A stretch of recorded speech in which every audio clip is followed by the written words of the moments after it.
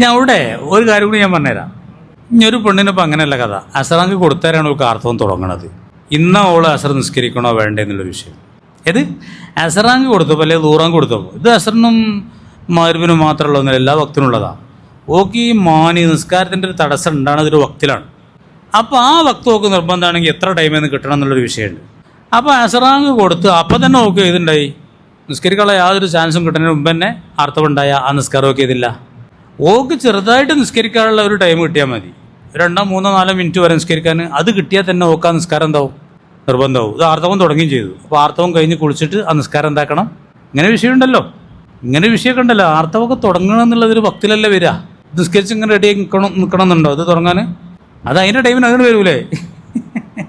അപ്പോൾ ഒരു 5 മണിക്ക് ആർത്തവം ഉണ്ടായി, ഓള് നിസ്കരിച്ചിട്ടില്ലേ, ഇനി നമ്മളെന്താ ചെയ്യേണ്ടത്? ആർത്തവം കഴിഞ്ഞ് കുളിച്ചിട്ട് എന്താക്കണം, അല്ലാതെ വിടണം. 5 മണിയൊന്നും ആയിട്ടില്ല, അസറങ്ങോട് കൊടുത്ത് 2-3 മിനിറ്റ് ആയപ്പോൾ ഇതിനെന്താക്കി, ചെറുതായിട്ട് നിസ്കരിക്കാനുള്ള ടൈം ഉണ്ടല്ലോ. ചെറുതായിട്ട് ഫർള് മാത്രം ചെയ്തുകൊണ്ട് ചെറിയ നിസ്കാരത്തിനുള്ള ടൈം കിട്ടിയിട്ടാണ് ഈ തടസ്സം വന്നത്, ഈ ആർത്തവം. അല്ലെങ്കിൽ ആർത്തവം മാത്രമൊന്നുമില്ല, വേറെയൊക്കെ കാരണങ്ങളുണ്ട്.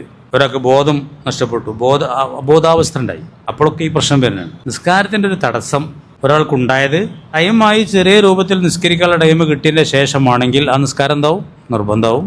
കഴിയുമ്പോൾ കലാ കൂട്ടും. കലാ കൂട്ടുമ്പോഴും അതാ കൂട്ടുമ്പോഴും കല ആണ് അതാ ആണ് ഒന്നും നീയത്തെക്കേണ്ട കാര്യമൊന്നുമില്ല, അത് സുന്നത്താണ്.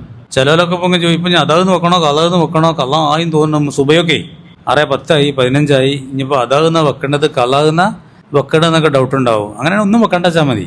നിസ്കാരത്തിൽ ഞാൻ സുബൈ എന്ന ഫർള് നിസ്കരിക്കുന്നു എന്ന് കരുതലേ നിർബന്ധമുള്ളൂ. ഞാൻ സുബൈ എന്ന ഫർള് ഇമാമോട് കൂടെയാണെങ്കിൽ അതും കരുതുക.